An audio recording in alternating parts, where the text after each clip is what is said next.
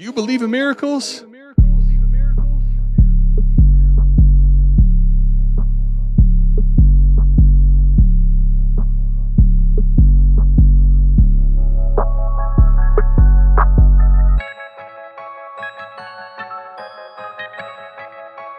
We got Fizzle in the house. Fizzle, what's good, man?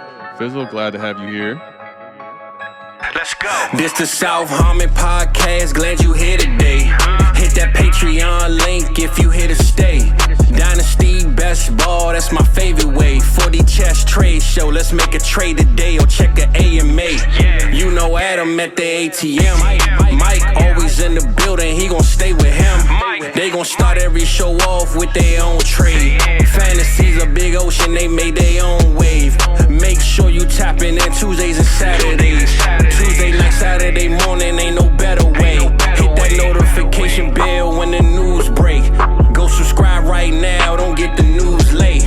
Destination Devi, that's the team.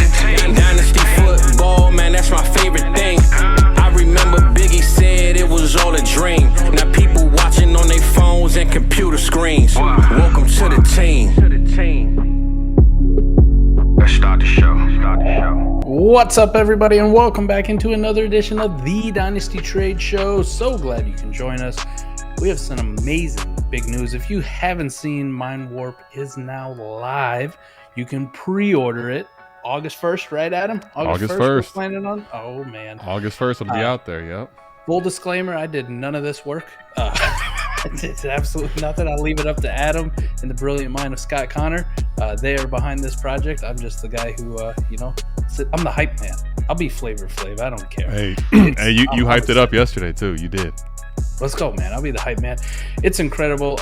Adam, SouthHarmonFF.com is kicking off. You now have MindWoRPed.com. The link will be down in the description. Go check it out. Get your pre-order in. Get that discount before everybody else has to pay full price. You'll be that guy being like, I got the advantage of my league. You can get them. So I'm excited for it. Great project by you and Scott. Can't wait to check it out myself and just devote an entire, weekend to me getting better at Dynasty Football.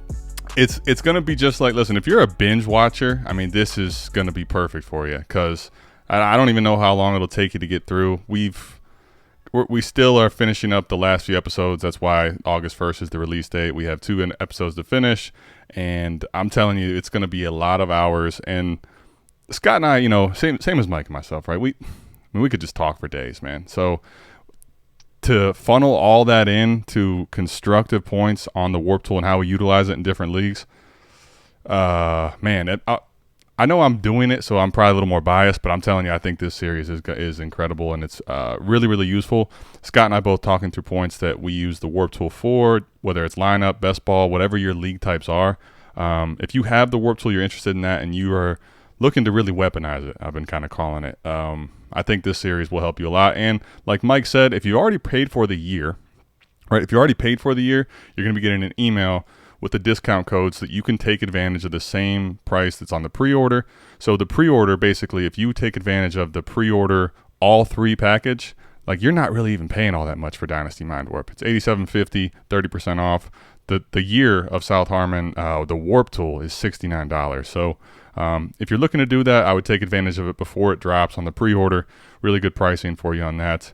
But without further ado, Mike, you know what we do here. We're going to start off with yours. If you do want your deals featured on this show, back to basic hour. Back to basics. Listen, man, we got to be creative, but stay in our lane, man. So if you want your deal featured on the show, patreon.com/South Harmon. For the rest of the month, August here, $1 a month is going to get you in the door. And then if you want to put your trades on this, make sure you drop them in the Shithead Trades channel on Discord. That'll get you a chance to be on the show, like we do have a new patron on here today. If you don't want to do that, no problem at all. If you could, just go down and hit the like, subscribe button. Greatly appreciate that and helps out the algorithm tremendously. But without further ado, Mike, are you ready to get into a deal here? And this was sent to me literally just yesterday, so let's take a peek at this one, man. I'm still tripping out, too, the fact that we put on the same shirt. We did not coordinate this at all with the exact same shirt. Again, SouthHarmonFF.com. What's this deal, baby? What we got? All right, Mike, let's discuss this. So I was getting ready to send Blitz my last deal. So Blitz, for those of you who don't know, currently he is pulling the trades for the Shithead Trades channel. Doing a good job at that, keeping this thing rolling. Getting ready to send him my deal, Mike, and guess what? Pop into Sleeper and boom, this is in my inbox. And I'm like, you know what, Blitz? I got one even fresher off the presses for you. So, Mike, let's talk about this in a totality. I'm curious your thoughts first, and then I'll give you kind of like why I made the deal and some of the points for me. So this is 12-team Superflex PPR. It's a 0.75 tight end premium. So essentially it's a full PPR league where the tight end gets 1.75 per catch. It's best ball start 12. This is the Expo. And the timing of this is pretty good because the Expo is right around the corner. We called this the Expo because we were all getting really excited for the Expo last year.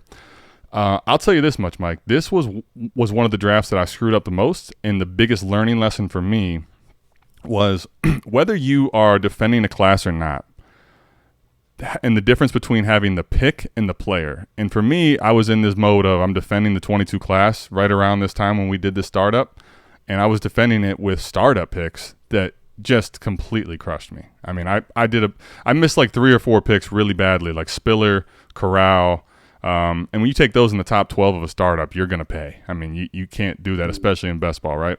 So my team's not that great.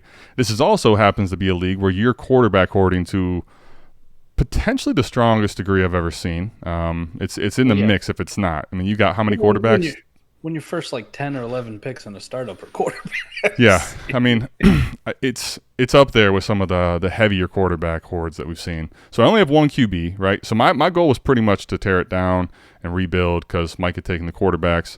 I've seen the prices at the McNugget store, and I'm also not trying to help him, pop that bubble, get his first deal done.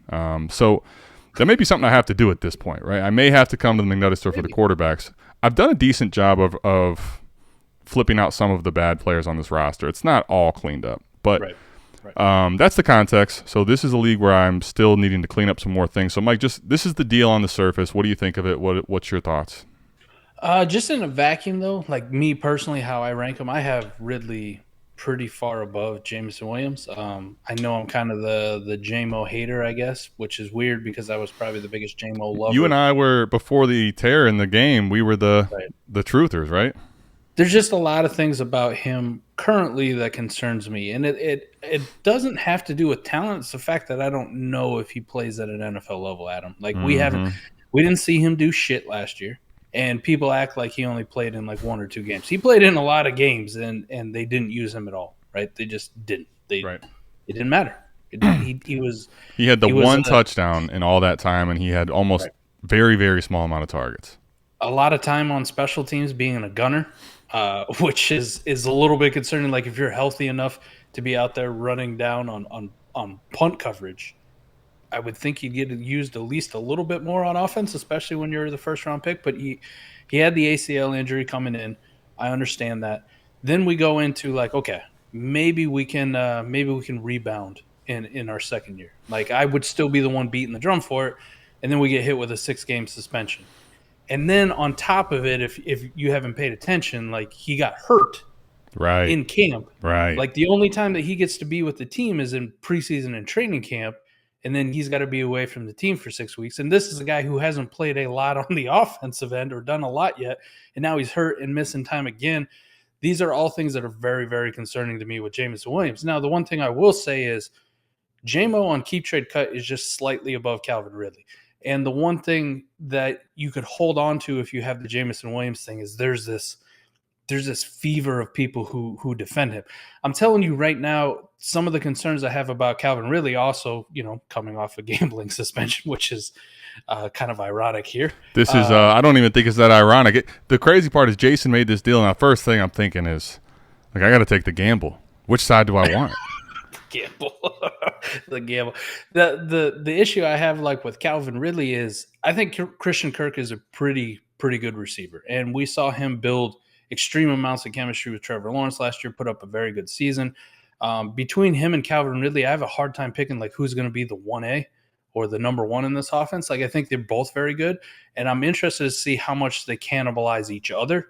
Like, really, how much is there to go around? Or if Trevor Lawrence takes another leap forward and all of a sudden he's supporting two weapons like Jalen Hurts, A.J. Brown, DeVonta Smith last year, like where it just really didn't matter. There was enough to go around. But then you got Evan Ingram in the mix, and you got Travis Etienne, and you got some other weapons. Zay Jones had a very good year last year as well. I don't think he's going away. The other thing about Calvin Ridley that kind of concerns me, Adam, and this is why I'd be just a little bit hesitant to it. Jamo can basically go 6 weeks and do nothing, and people are locked in like to where they have him right now. That opinion isn't going to change until he gets on the field and performs very badly. Like, he's got to get on the field and be Sky Moore of last year, and then people go, "Oh fuck it, like I'm done with it. Like I'm done. I'm moving on." Until that time, though, nothing's going to change with him where it's going to drop his value. It's actually probably going to increase a little bit leading up to it as people get more excited for his true debut. Calvin Ridley, on the other hand, with the age, think about it. This was an old-ass rookie when he came in. And you think about Calvin Ridley is 29 and he's only played 4 NFL years. Like let that sink in. Calvin Ridley at age 29, if he comes out in the first 3, 4, 5 weeks, aren't as this fever pitch like Atlanta Falcons Calvin Ridley that we remember him breaking fantasy, his stock drops immediately. Like it goes to the point where if Calvin Ridley is only putting up 30, 40, 50 yards a game and not scoring a lot of touchdowns or giving you the fantasy points, people don't give a shit about Calvin Ridley anymore. Like, he is an afterthought. It's like Michael Gallup levels of who gives a shit, man. It's just an old-ass wide receiver who's not doing anything. He's 29. I'm done with it, and I'm moving on. So that would be my only pushback. Personally, though, I like your side. I like the Calvin Ridley side. I'm more willing to make the gamble. We'll use a couple puns there on Calvin Ridley. But I do understand the risk. If I'm Jason, I don't know, man. Do you just kind of get out of that risk at this point? If there's somebody that's pretty similar, maybe Jason doesn't rank him the same way I do, which is completely plausible. And I wouldn't fight him at all. Maybe he feels much safer about the Jamo side. Whether he actually likes a player or thinks about market value and flippability later, Jamo would be the better one for flippability than Calvin Ridley. But if you're doing anything where you're trying to compete or score fantasy points or win actual fantasy football games, Calvin Ridley is the play here for me, no question. Yeah, well, and I mean, I'm going to go ahead and instead of defending or going into the same points you made, I'm going to kind of carry it from, I think, a point that you make. Your points in general is, for me, the reason I end up making this deal, Mike, more so than anything is, what do I want to do on a team like this? So I've kind of alluded to the fact that this is still a team I have a lot of cleaning up to do, and it's young, right? And I have all my picks. I actually have an extra second. So really, what do I need? I need to find a way to get another quarterback, and then I could, if I wanted to, start making moves to win. Now, regardless of all of that, though, here's what I do have. If I'm in the middle of the road like this, I'm not sure yet, or I'm rebuilding, a lot of people are going to be like, yeah, but don't you just want Jameson Williams there, right? Like, his value can come back, right? Like, he'll have a bounce back at some point, and then you can do that. But here's the thing I think that people miss, especially in best ball leagues, Mike, which this is, right?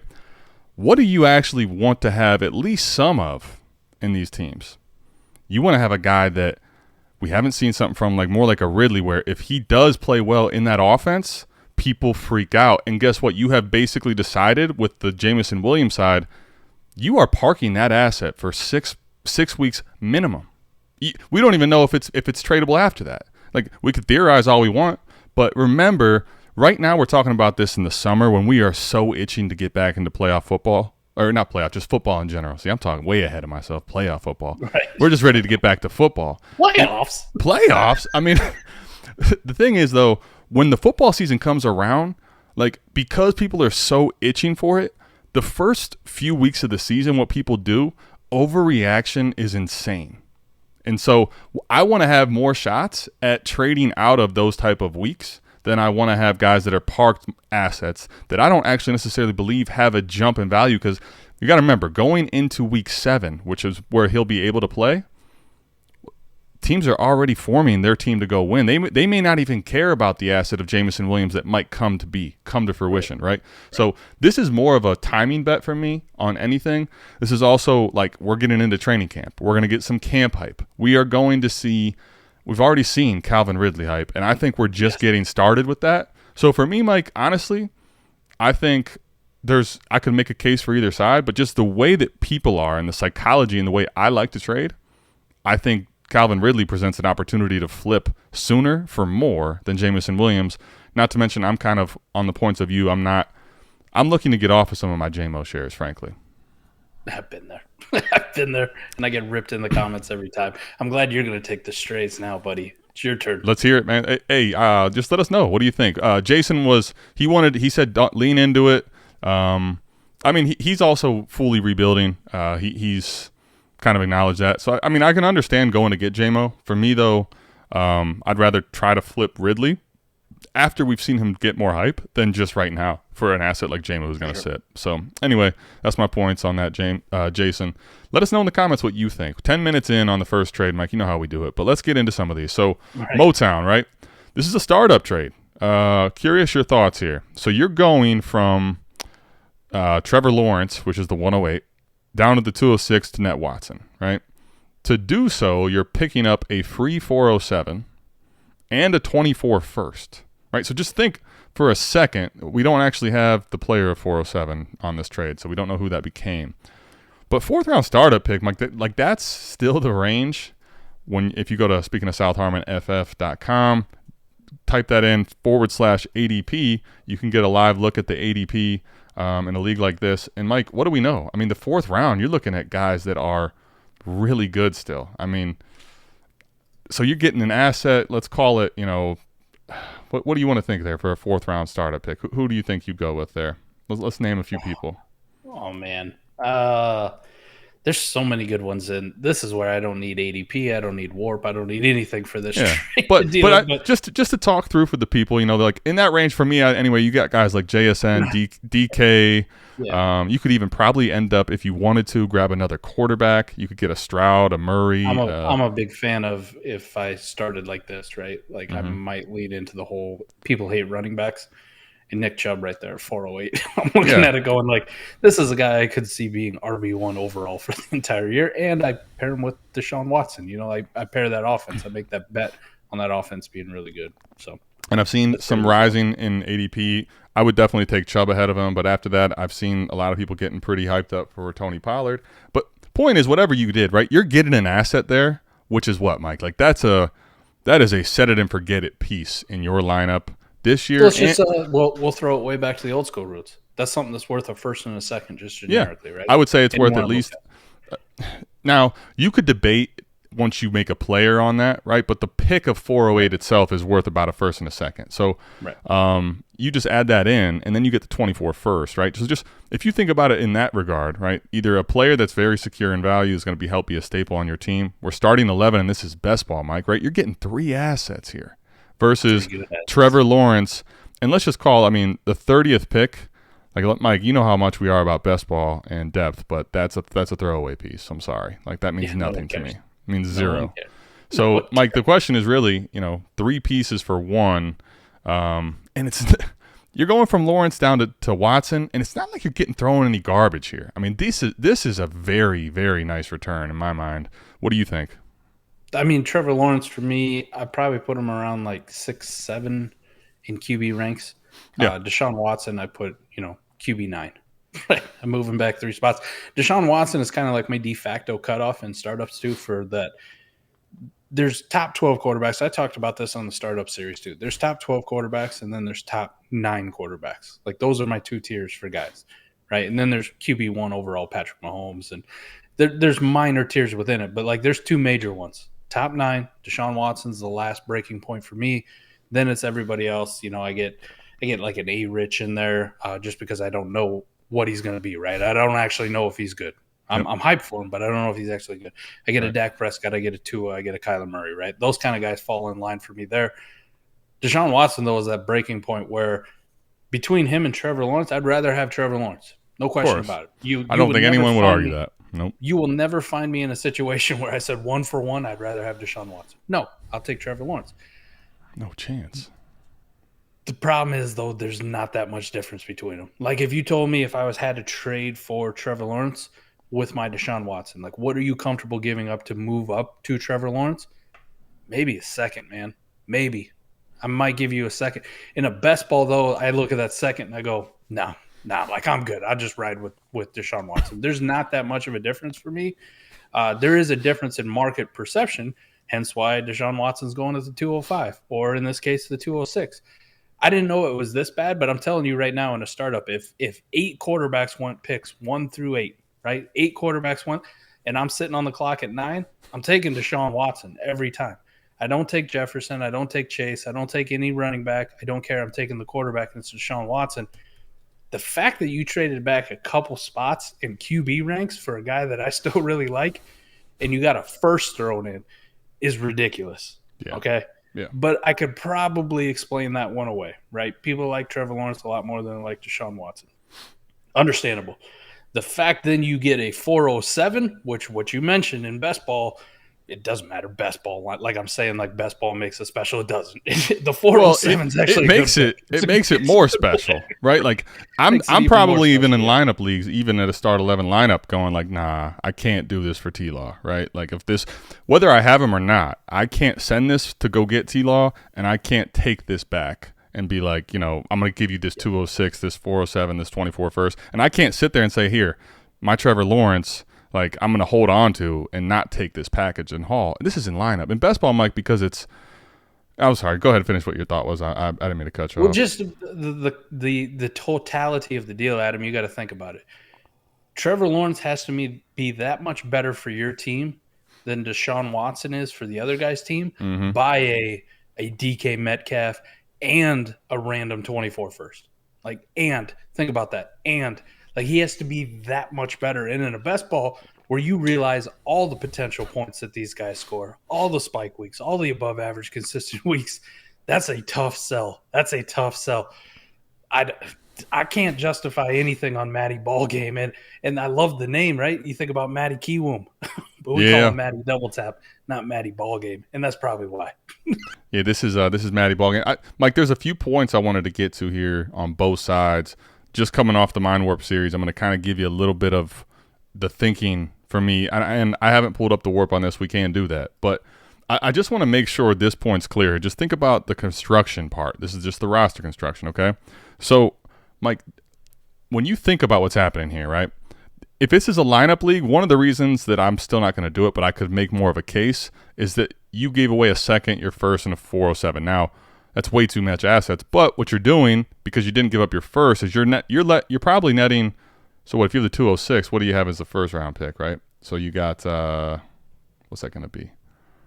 That'll be the 107. So you go back to back 107, 108, right? So you lock in Lamar and T-Law, whatever it is, right? Fields and T-Law, yeah, whatever you want. So like, all right, but just think about this though. The biggest point and difference is, like, in lineup, too much, but I can understand you're just like, I'm going to secure these studs. I believe in these 2 quarterbacks, and I'll figure the rest out later. Okay, like strategy that's viable. You overpaid for it, but I could make a little more of a case in lineup when you just think about the principles of it. Now think about this in best ball and why there's no chance in the world I'm not taking Motown side.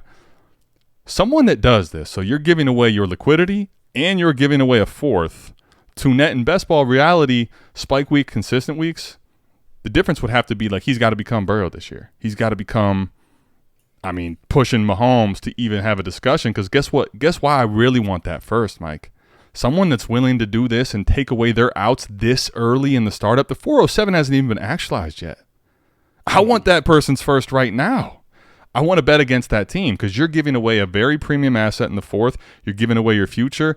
I'll take the bet against that for the difference in Watson and Lawrence. And I think the biggest reason best ball makes it so big, if you just think about this, like I can still now fill my quarterback room very well around Watson. So I could even absorb the difference in the spike week and consistent weeks here, where like that Trevor Lawrence side, man, is so fixed, and like there's just no flexibility on that side. So it's a hard pass for me on the other side, man, honestly.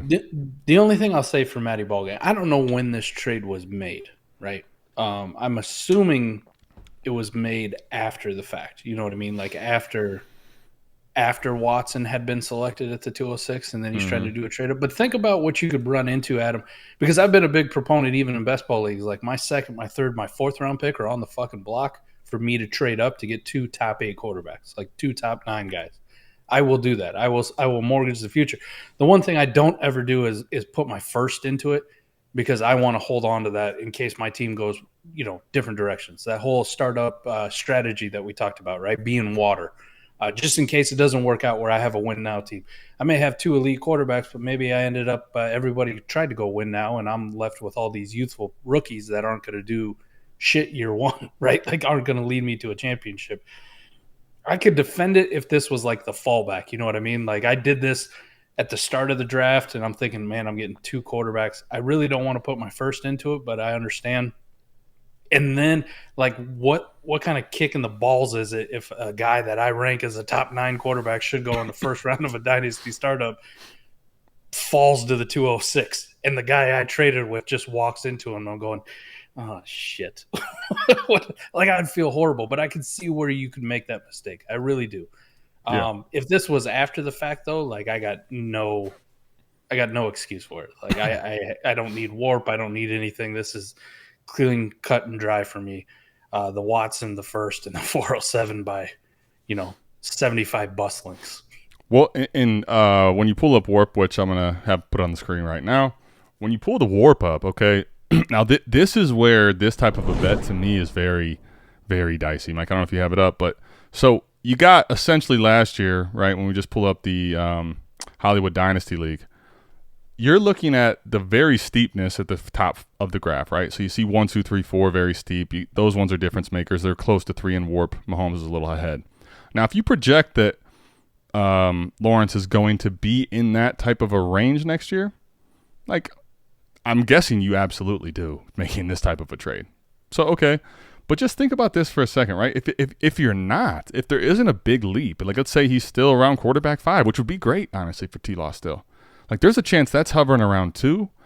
And even if Watson stays in the quarterback 12 range, your warp is 1.5 in this league. Right. So what you trade away and what you net is 0.5 in warp. You're giving away a free 407 and your 24 first. And the biggest point, again, what I'm making, which is where the graph actualizes this, that 24 first that you're giving away and the 4th that you're giving away, you're going to have to draft masterfully and trade masterfully now to make this not a earlier pick, in my mind.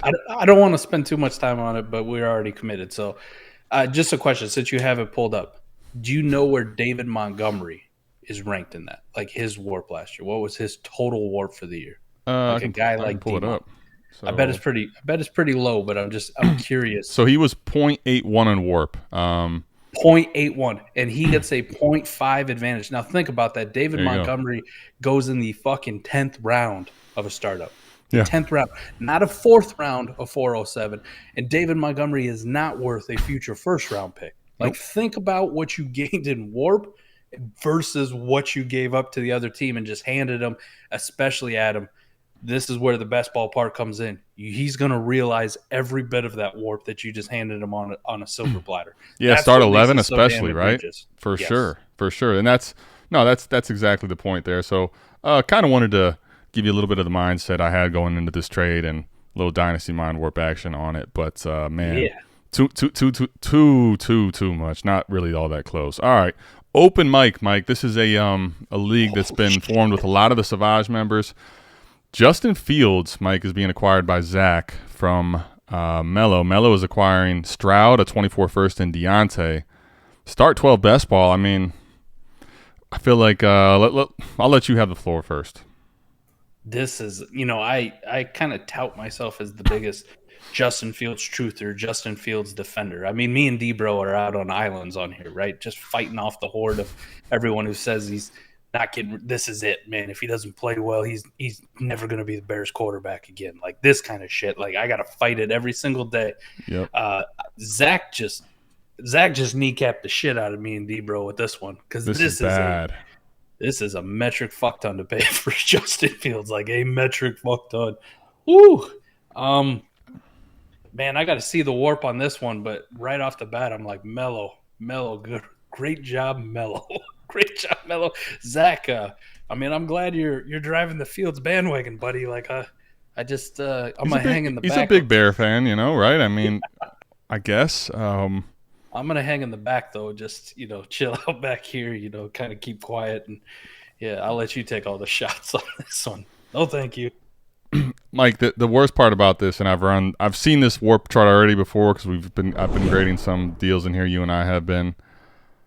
Mike, this is one of those where Mahomes did not outscore Jefferson, Eckler, or Kelce last year. Oh shit! The scoring must be really, really not that favorable to quarterback. Yeah, so I mean, I don't know exactly. I would tend to think it's a 4-point per passing touchdown, something like that. And then all heavy negatives, and then all the stacks could definitely be some negatives, and then it could just be that bonuses for the skill players, the combination of the tight end premium, kind of like a kitchen sink effect, right? Everything you throw in at all the other skill players that isn't the quarterback raises the floor. Deeper best ball rosters, the whole thing, yeah. Exactly. Ooh. So when I look at this, man, like just to give an idea, I want to make sure that this is very clear, right? Justin Fields is 5 on this quarterback list at 1.64. Just to have an understanding, that's behind Brown, Lamb, Nick Chubb, Pollard, Jamar Chase, Amon-Ra St. Brown. He's in there's skill players that give you what Justin Fields is worth. Now, Justin Fields absolutely gives you the scarcity, right? He gives you the quarterback that you have to have in Superflex. But just think about, even if Stroud isn't killing you isn't killing it in points per game, you don't even need that. You just need that extra body in there. Plus, he's young and tradable. You grab the first, and just to give full context, Mike, I'm going to go ahead and pull up. I'm going to go ahead and just see, because he had an awful year. So, in Warp, though, Deontay Johnson 0.64. Mm-hmm. On a terrible year. That's going to help in a start 12. So, I would actually say, if this was a graph, Mike, where the scoring is ridiculously quarterback friendly, and we're talking that line's trending a point and a half or more ahead of the skill players a lot of the time, I probably would hesitate to do this, but I could understand someone saying, fuck it, let me get my quarterback. Let me go get let me go get an absolute hammer in this league. Yeah. This isn't even the league to do that, though. That's where I'm most befuddled. This is the wrong league to even do this type of a move. I mean, I'm gonna just attribute that's go get your guy season, but nah, I want Melo's side. It's gotta be good job, Melo. Zach, we gotta talk. Yeah, Melo. We don't normally give a lot of good job Melos on here. I don't know. It's I guess it's with Zach, so I'll pick Melo here. All right, Mike. 12-team Superflex PPR lineup start 10 Dynasty Addiction. Lightning Panda's back. I mean, Lightning Panda's been throwing so many into the Shithead Trades channel that we had to throw them on. So, Mike, initially, where does your mind go on this one? How? Well, let me read off for the podcast the trade. I'm sorry. So it's we got Jameson Williams back in the deal. So it's Jahan Dotson, George Pickens, Jameson Williams are being acquired on one side for JSN and a 24 first that is going to be coming from this Nick 66453. So Lightning Panda's getting JSN in a first. I'm with you. How? I don't know how. Because in this league, though, this is one of the points I was going to make with Jamo. I don't think I had a chance yet, but Jamo and Dotson. Now Dotson for me, I prefer ahead of Jameson Williams, but I know that's not the case for a lot of people, right? But both these guys are pretty format dependent for me. If I have to choose when I'm going to have them, in best ball leagues, yeah, I can make the case, man. There's a lot of young value dynasty, hype around these names. Not sexy name, right? But there's enough there. I can trade them. They can help me in my lineup. They're young. And then Pickens as well is a little bit more of a sexy name. But just if you think about it in lineup, right, what you're getting on the Knicks side in lineup versus best ball is so different because, Pickens, I'm pretty sure you're going to be looking to start Pickens in a lot of different weeks in lineup leagues and start 10 even. But you don't feel great about it, really. I'm not saying you don't want to, but, that's probably Pickens would be a guy in a start 10 that I'm probably considering tearing up from. So just think about that. You're going from all those guys to JSN, who in value is ahead of all of them, and you get the first. So just try to chop this up if we did, Mike. JSN would be ahead of Pickens, correct or no? Yes, by a long shot. And that's the highest. That's the highest draft. That's the highest value guy on the trade. So yes. For me, I would see. I think people would probably want the 24 first ahead of the combo of Jamo and Dotson, or you could make a case for that value wise. I just don't see how I chop this and be on the Nick 66453 side that makes sense. I don't know how I chop it up and make it work. People really do still like Jamo, and even if I do the Rosie thing at him, like I can understand a 24 first for Jamo. Like I understand it. I'm not doing it. You'll never catch me. I'll be on the other side of it all the time. I will bet on your late first for my Jamo shares, and you can just take them, and we'll see how it plays out at the end of the year. And we'll see who's right or wrong. I don't know how you justify Pickens and Dotson for JSN in a lineup, Adam. I could wrap my head around this in a best ball. I could. I can't in a lineup. One of the heady things too for Lightning Panda that I just wanted to point out that he did. I don't know whether or not he used the tool or not, but the League Simulator is kind of interesting on this, and this is something that I really want to encourage people to do if you have it. You plug it in, right? He made this deal, and this deal has propelled Nick 66453 to the elite heights of being a fringe playoff team. All those assets on his team, right, in the League Simulator has propelled him to being a fringe playoff team, and he's down as first. Best of luck to you, sir. I will make this bet against you all the time, and you get the much better asset in JSN, the one that's more hyped up. We have talked about it numerous times. If you start as the rookie wide receiver 1, even if you don't have a great year, like Drake London, you still end up rookie wide receiver 1 the next year, and the drum beats still keep going. That was the learning year. Here we come. It's coming next year, right? And it stays there for a good bit. So this is a heady move from not only the pick acquisition part, but the JSN thing. And in a lineup league, you can take all these receivers. I like Pickens. I like Dotson. We talked about Jamo. I'd still roster him if the price is right. I just think he's worth more to other people than he is to me myself. So I'm more than comfortable sending him away. But lineup leagues start 10 like this. This is a slam dunk for Lightning Panda. I love the heady move here. Whether or not he intended it or not, Lightning Panda, let us know. What are you thinking about it? Go ahead and take credit for it anyways, even if you didn't, man. Just shine on the spotlight. When you just think about this, though, you got Jamo on a 6-week suspension. You got Dotson, who's we're not even sure what it's going to look like, if it's going to be how long term, if they're going to end up going to Brissett this year. We have no idea. So, just on the surface, you have two assets which are you can't be player agnostic with Jamo, right? Jamo's very much what he is, and you have to find a buyer for that. Dotson, I want to believe in him, but in this type of a format, I'm pretty much wanting to liquidate or get him higher in a tier up. So just think about then. Now Pickens. You have for these guys, and my biggest point to get out of this trade is you are going to have a complete mindfuck of headache decision on who you're even going to put in your lineup of those three. And you got rid of one of the best names in Dynasty right now at the receiver position in JSN, and your first in liquidity, which is you could do so many different things with. You gave all that sexiness and awesomeness away to really pigeonhole yourself into, I don't even know which one of these guys I'm going to play. What?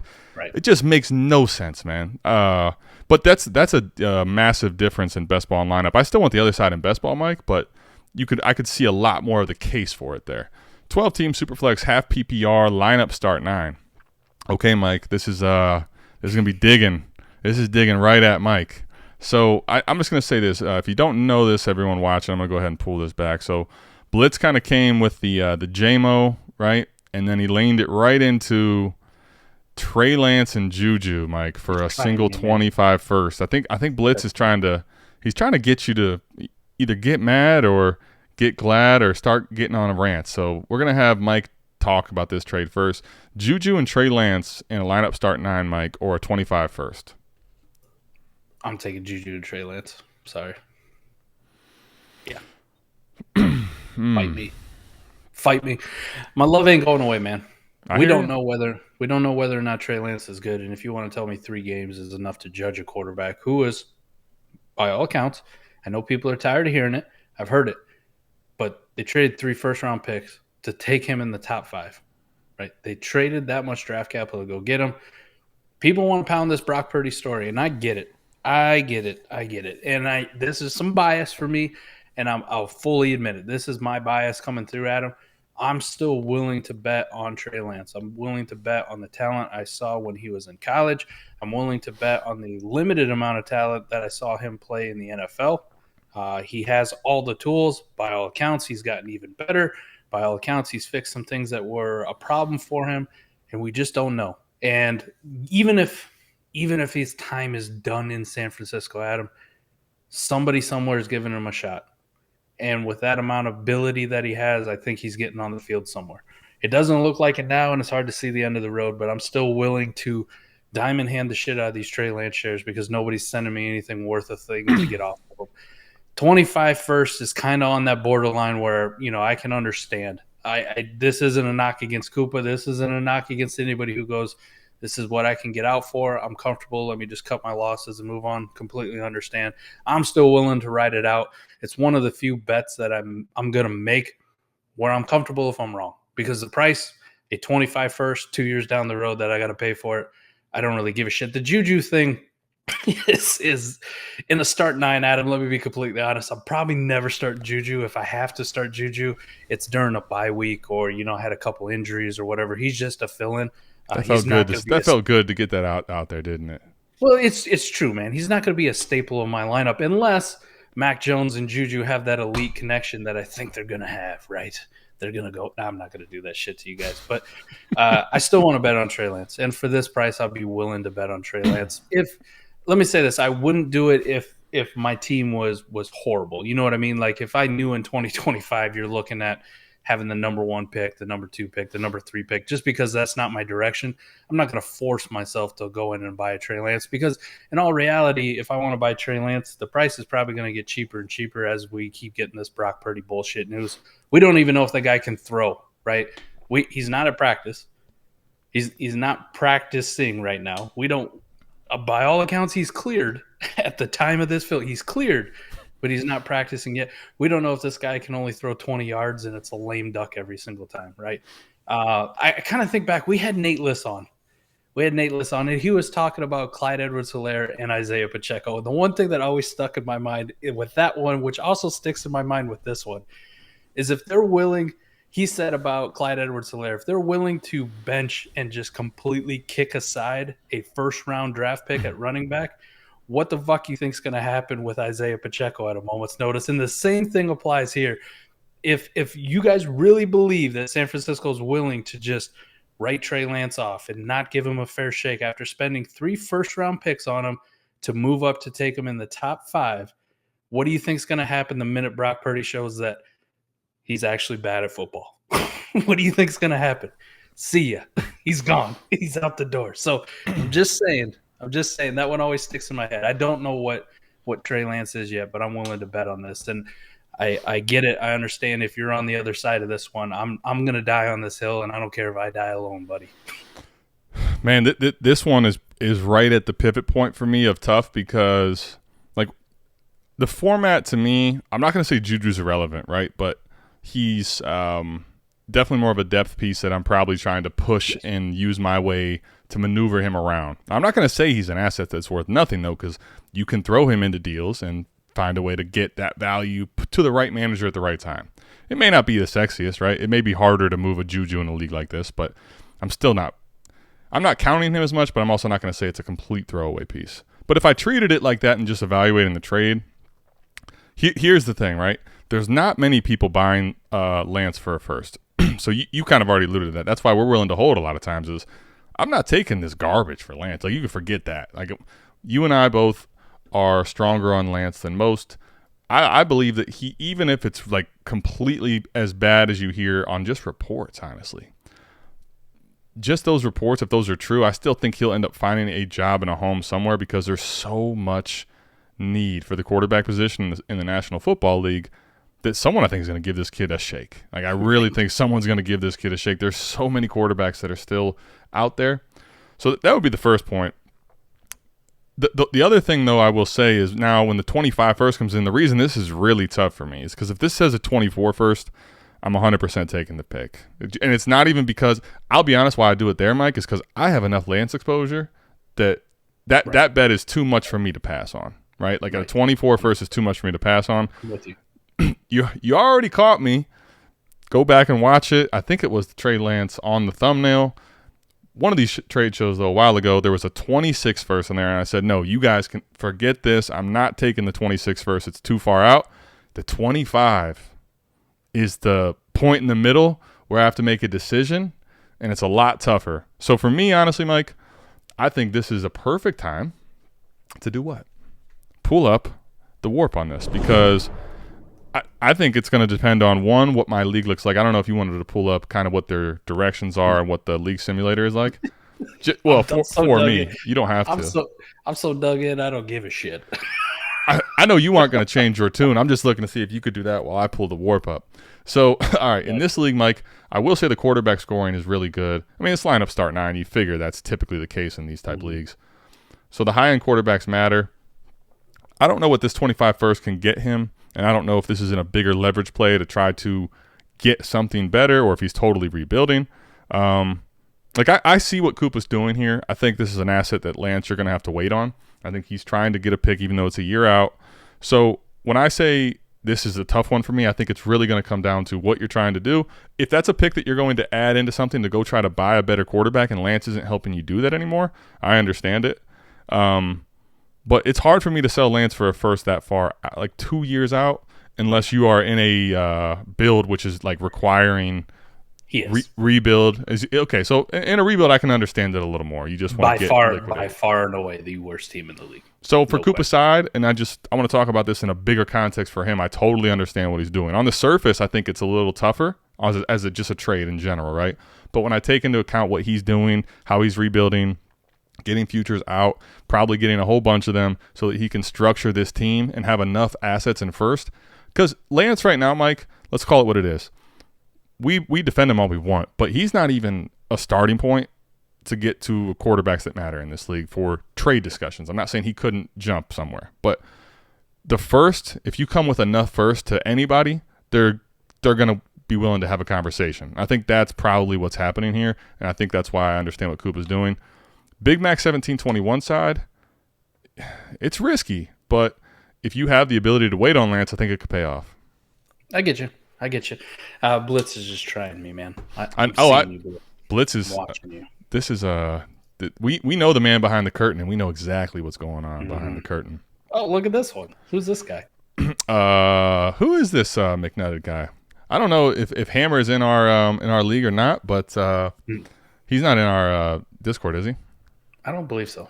All right. Well, we got Mike's not on the start of the show, but we got Mike in here. Here's the crazy part. Oh, now I really know what Blitz is doing. Now he's talking about you buying Purdy. Blitz is messing around now. Trying to get all right. In the teeth. That's what he's doing.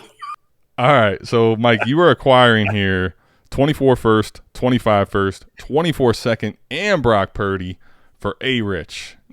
Listen, if we got anybody out there who's looking for a job pulling trades from our Discord, we have an opening. We have an opening. All right. No, so Purdy, 24, 25 first, and a 24 second and Brock Purdy for Anthony Richardson. This is one I asked you about, just kind of where I'm at with A-Rich. Like 2 firsts just doesn't feel like enough, especially if one of them's in 25. You know what I mean? Like it just doesn't. I'm not a Brock Purdy fan at all. But when I looked at it, Adam, I'm thinking to myself, like, can I flip Brock Purdy for a second? And I would say there's enough hype around this guy, like all these damn reports that I got to keep reading about, right? Everything that people just throw in my face about Trey Lance, in regards to Brock Purdy. Like, I'm pretty sure I could get a second for him, right? Yeah. I'm pretty sure that's not a tough sell. This is one where, like, he threw in, and this is the initial offer where it was Purdy and 2 firsts. The second wasn't included, and I just kind of did the old ATM, right? I left the original deal open. We just sent it back and added the second and got accepted, and I go, cool. I'll move on. I'm in a nuclear rebuild. I don't give a shit. Anthony Richardson's dope, but, Adam, I just kind of insured myself, right? Once I move Brock Purdy, if I get another second, it's 2 firsts, 2 seconds for Brock Purdy. Let's just call it that. I insulated myself. Like, A-Rich has to hit. Like, he has to hit to the level of Trevor Lawrence, Justin Herbert, like Justin Fields maybe, where he's got that 3 first price tag for me to lose out on this deal. And if he does anything less than that, I've insured the shit out of myself. Maybe, because depending on how strong the hate is for Lance in your league, like, you could end up moving Purdy, let's say, for a first or someone in that range at some point. Right. Now, all of a sudden, you're talking about, even then you don't lose. You're splitting that trade equally up into more assets. And I think Here's the point I'll make here. I was staunchly defending A-Rich for a while this year, and I still really want Anthony Richardson. But just think about this deal, right? So this is a 12-team Superflex lineup, start 13. Okay, so like when we look at this, just for a second, without even pulling up Warp, like Anthony Richardson, one of the problems with this type of a deal for me, and I think, Mike, you and I have been burned this way before, is if I'm making this trade, if I'm going to really do this, because they're both my firsts in next year and the following year, because it's lineup, like, man, even some of these teams we think are like mob squads, right? Like, you look at them, we're like, holy shit, this team is just, it's stacked to the tits. I mean, this team is ready to go. If Anthony Richardson plays really well early, is a points per game difference maker early, like I think he can be, runs well, forget what he's doing in real football as far as winning games or not, I could see it. But man, like you send away your future like this, you better not have your team screw up, because this is where it gets dicey. You know, it's not that the value is too much per se, it's that it's not a solidified quarterback that I'm getting for 3 firsts, right? It's not certain and guaranteed to be, worst case scenario, one of these guys is, you know, quarterback 5 or 6 and still elite value wise, right? The value retention is not there with A-Rich. The points per game is not guaranteed with A-Rich. He's not even guaranteed to start week 1. And you've given away all your future. That's where, for me on this deal, like, this is not the way I would like to acquire Anthony Richardson. And if I'm you, it's hard to sit on A-Rich in a rebuild as much as you probably wanted to when you're getting all this type of offer back. And Purdy, whether you like him or don't, he's a guy that you now immediately should be looking to flip, and I think you probably will. We talked a little bit about this way at Ray on 40 Chess, right? Just a little bit. We didn't touch on it enough, but think about it. All the mistakes that we made, we just had a Trey Lance trade on, and I'm here trying to defend it and eating shit. And, a 25 first, like you said, is on the borderline of what Trey Lance is worth. What's the difference between A-Rich and Trey Lance coming out? Both of them didn't have that great of passing production. Like, we kind of had some issues with it. The only difference is A-Rich played at a big school, but he only did it for 1 year. Trey Lance only did it for 1 year. They're highly athletic. They're guys that we think of as very mobile and can run the football quite a bit. But they're both unproven and haven't played a whole lot of football, and a whole lot of football at a big level.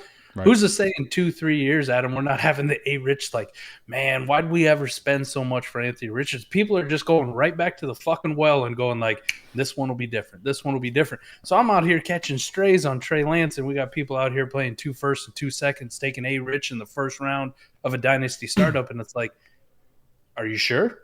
Are you sure? We don't know. Do we want to do it all over again? And maybe this one will be different, Adam. Maybe it will. I'm not saying he's bad or anything, but just at this price point, like, if I could sell at the absolute peak, if you told me last year when Trey Lance was a, back end first round startup, beginning of the second round startup, Mike, just cash out at 2 firsts, 2 seconds, I should have done it. You should have done it everywhere. You should have.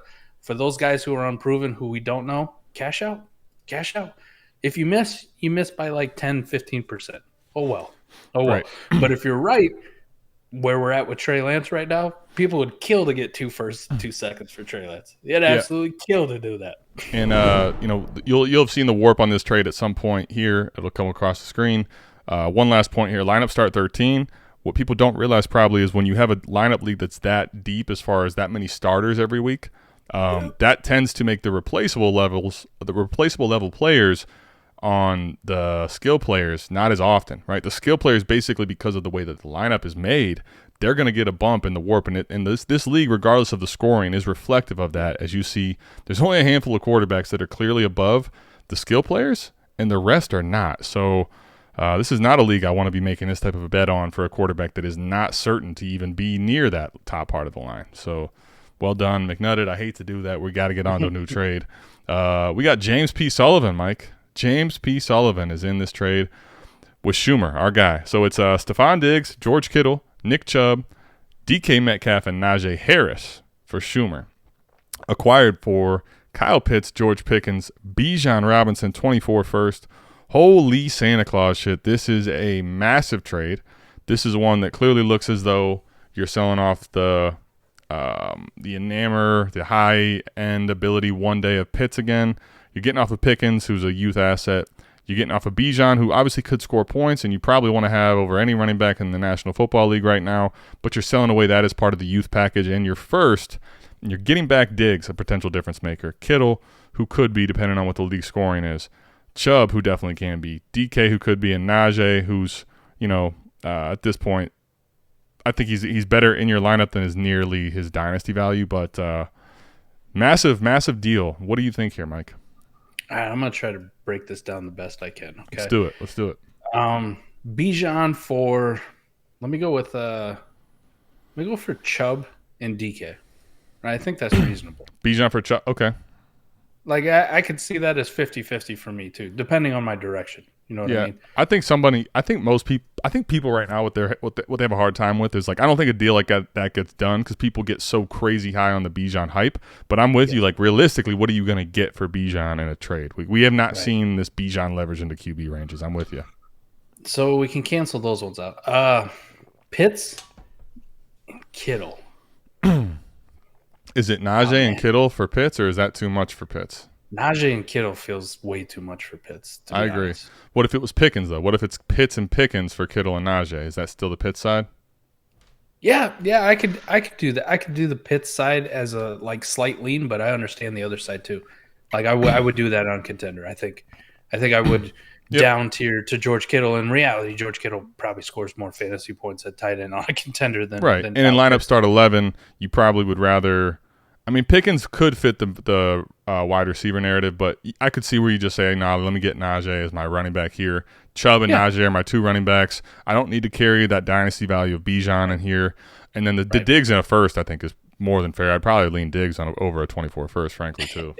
I'm taking Diggs way over the 24 first, no question about it. Right. I will pay that all day for Stephon Diggs. No question about it. That's one of the few guys where it's like, I always kind of want to hold my first now. Like, that's my new thing, hold my first for the liquidity, the variance. But if it's for, a top 6, top 7, top 8 wide receiver, I don't give a shit how old he is. He still produces like that.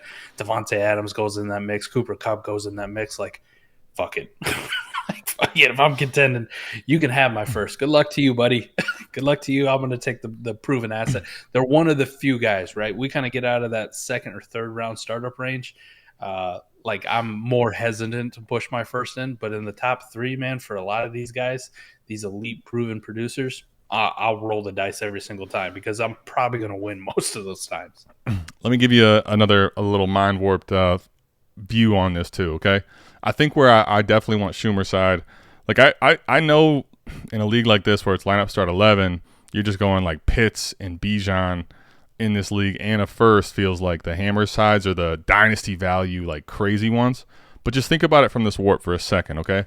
The reason I want to go through this is I think you are looking at a very good scenario, Mike, where you're getting 3 pieces back, which are very, very good in warp. So just think last year for Kittle, he was one of 4 tight ends that were over 1 in warp. So one of the things when you look at the tight end line, you'll see here it's steep and then really starts to shallow out and become meaningless. Kittle here in this league, because of the way the steepness goes and it's over 1 in warp, this is one of those where I could argue, depending on what his cost is, and in a deal like this, I'll take him here because there's a chance where there's even higher warp to be had with him, and he's a positional advantage enough here in this league, right? Then you look at Diggs, who was last year ahead of 2 in warp. He absolutely could be in the wide receiver 1 discussion in warp in this league, right? That's massive. I mean, on paper right now, I think Diggs has the best chance of everyone in this league on this trade to be the top guy in warp. And then you look at a guy like Chubb, and you just think about the scenarios of how if the Browns are a better offense, if they're throwing early to run late. Like, look at Jacobs last year. Look at Henry, 1.65. This is a guy that could also be 1.52 in warp. You're looking at, I think, Mike, 3 guys on this team at the top that could be very, very much difference makers in this league in a lineup start 11. And then here's the crazy part on the back end, Mike. The warp of a guy like DK Metcalf, this is one of those lines where what the difference is from 7 to 22 isn't much. So you're really looking at like almost picking up in this with DK close to what like wide receiver 10 could be. And he's got depreciated market, right? So I think you did that very, very nice to get DK in there. Lineup start 11, you throw him in as a receiver 2. Najee, like honestly, Najee to me in this deal then becomes like, yeah, I know he's not great and sexy. If he does mean something awesome, and if he doesn't, I still have a name with Najee I can move later. I think this becomes Schumer's trade pretty easily. For me, I want that side, knowing that he wants to contend.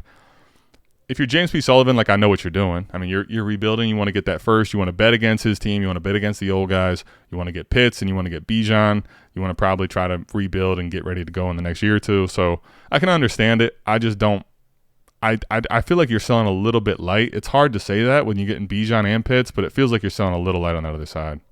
It does, and I think it's just because my opinion of Kyle Pitts has kind of like come down, especially when I've seen Warp, and I'm not as excited about it as the game changer. Like this time last year, we were ecstatic. I think we even called him like the most untradeable 4 asset in Dynasty, and it's not really the case anymore. Just really isn't. Nah, yeah. So like that one to me is pretty cut and dry. All right, Mike. One last deal here to talk about now. Let's go. Fantasy Clown, new patron. Hey, Mike guessed it on the show. Ed Smith, man, the Fantasy Clown show. It was a good time, man. I'm glad that he came over. I saw a bunch of those guys that I was on that show with come over. They were a good time. I had a great time chopping it up with them. And it was one of those things where you guys know me. I could talk, and they're like, we got to wrap this up. And I'm like, oh, yeah, I'm just getting warmed up. We can go another 3-4 hours if you want. So, Fantasy Clown, man, I'm glad he made it on the show with this trade. Let's talk about it. Absolutely. All right, so here we got it. All right, so this is the settings real quick are a 12-team, 1 quarterback, 2 Superflex. Interesting. So this is a 3-quarterback league. So, and it's a PPR. It's a half-point RBP blitz. I'm not actually sure what that is. Running back. Do you know what that is? Half-point RBP.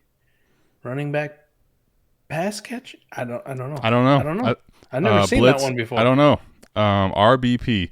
And we got a 2-point tight end premium. So it's heavy tight end premium. We got some kind of a boost to the running back position. We're going to probably look really dumb when it's easy and right in front of us and we miss what that is. But it's a lineup start 12, Mike. The league is Clownhead 7 on Sleeper. So let's talk about the deal now.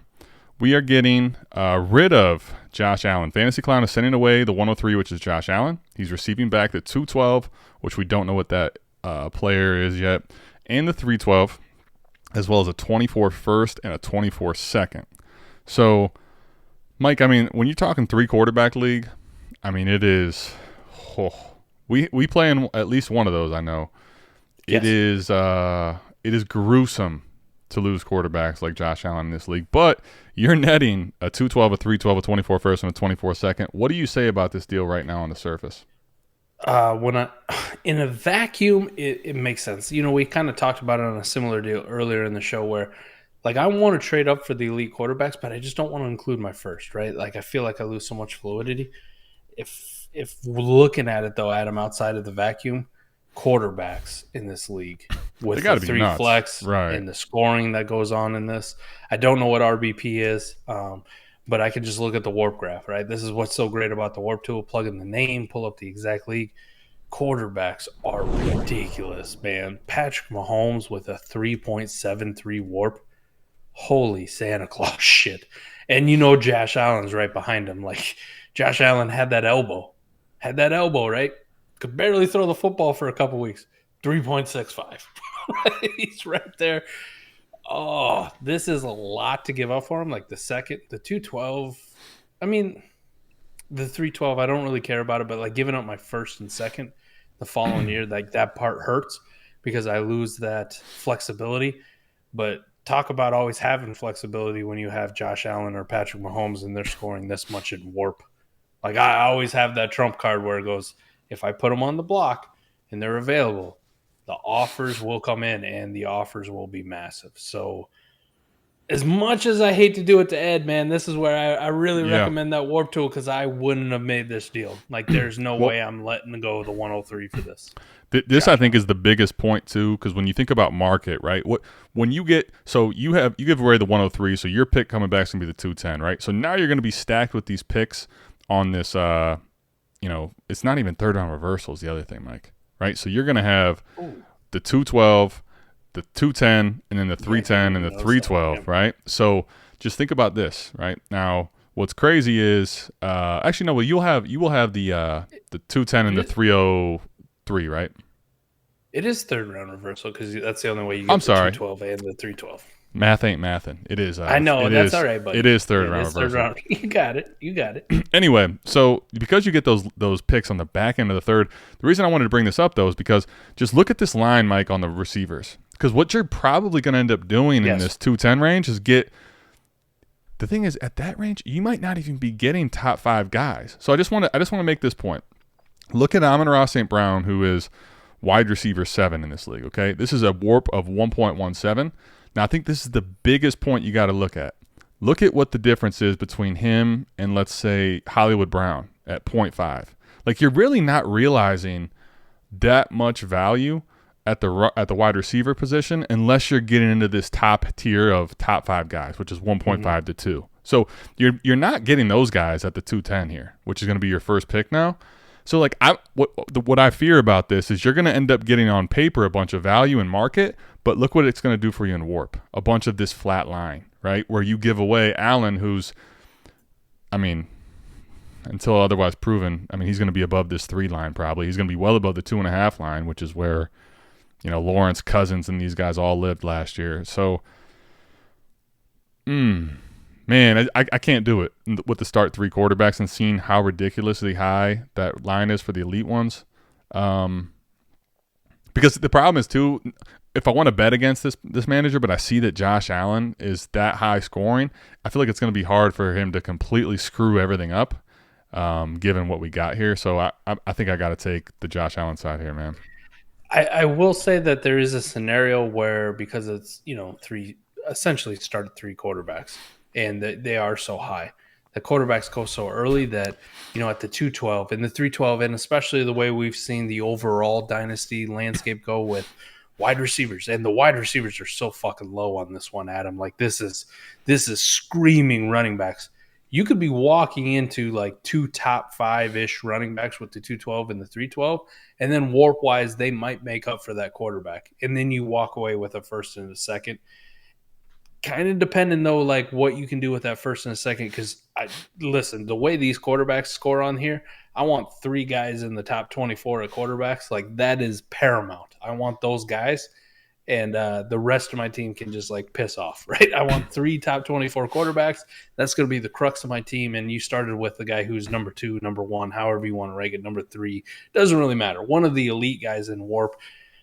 It's tough to trade away Josh Allen. You could make it work. I just hope instead of taking wide receivers like you were talking about, Adam, the running back WARP lends you to let's take running backs. Like, if people are going to pass on them and shit on them, I'm thinking this year, let me take 2 of these guys. I kind of equaled the Josh Allen WARP, and I'm going to try to figure out what I can do with this first and second and some of my other picks to kind of come back and backfill the quarterback spot. Like, that may be a possibility where you can make a 1-year contender and a pretty good contender out of this trade. But for the long term in Dynasty, man, trading away Josh Allen with this kind of WARP is very hard for me to do. Like, I would much rather have the Allen side. That's the other thing. I think quarterbacks could end up going so high up the board, right? Where, like, by the time 210 comes around, like, I don't even know if it gets too crazy. Like, you're right. You could probably lean into some high-end running backs maybe. Yes. Or even high-end receivers possibly. But you're going to miss Chase. You're going to miss Jefferson. But, like, you could be looking at, if you want to go quarterback at all, like, you're looking already at, like, a Cousins type. Like, that's how crazy these quarterbacks can go. It just that's why it's hard for me. I'm not saying there's not outs. Like, if Josh Allen gets hurt or something and that 24 first becomes early, there's a scenario where you can end up winning it. But it's just not a deal I would like to make. So, definitely. This is a league-dependent one, though. This is very league-dependent on this trade, man. Definitely wish you could have seen how the board played out with 212 and 312. Like, this could have been one where it was like, damn, you got lucky, or this could have been a catastrophe. It could have been an absolute shit show for you. For sure. So, yeah, man, I thought a lot of good deals in this trade show. Yes, if you do want your deals featured on the show, you got a crazy league like that, 3 quarterbacks. We got the WARP tool. Plus, we play in a lot of crazy leagues, so we'll give you our opinion. You better come correct, though. We're not going to just tell you won if we don't think you did. So, Fantasy Clown, appreciate you hopping on, Ed, into the Patron, putting your trade there. Like I said, if you want your deals featured on the show, patreon.com/South Harmon. $1 a month will get you in the door. Go to the Shithead Trades channel. Put your trade in that part of the Discord. We'll bring you on the show. Tell everyone how you did. You want to flex, you got a deal, whatever it is, put it on there. If If you don't want to do that, if you could, for our sake, just go down, hit the like and subscribe to the channel. Helps us out tremendously growing this channel. It's crazy how much we're growing. I think we're at like 2,250. It's crazy. You guys have been doing. There you go, man. Yeah, you guys keep supporting. We really appreciate it. If you could go down, if you like the Warp Tool, haven't done that, 2 things to check out. Dynasty Mind Warp is out. If you want to check out Dynasty Mind Warp, you've been waiting on that, and you don't have the Warp Tool, perfect time to go ahead and get a package of all 3. If you do have the Warp Tool, though, and you still want to take advantage of that package, you can do that. Make sure you check out MindWoRP.com and SouthHarmonFF.com. Go check out Warp. Go check out Dynasty Mind Warp. So we're cooking out some stuff here. The season's coming around the corner. We got the hype, man. We're ready. We are ready for you guys to come join you. So we're ready to go. You can go get a shirt. Match me and Adam. Do you believe in miracles, man? That's what it's all about. We believe in them. We believe in them. Yes, sir. So we love it, buddy. These were good deals. But Blitz, I'm watching you. Just Blitz. So you know. Blitz, the gig's up. Mike knows exactly what you did here on the show. So maybe we put hiring in the thumbnail. Mess with Blitz. You could be hiring. Help wanted. All right, guys, we love you. We'll see you back here Saturday morning for another edition of the Dynasty Trade Show. We're out of this thing. Peace.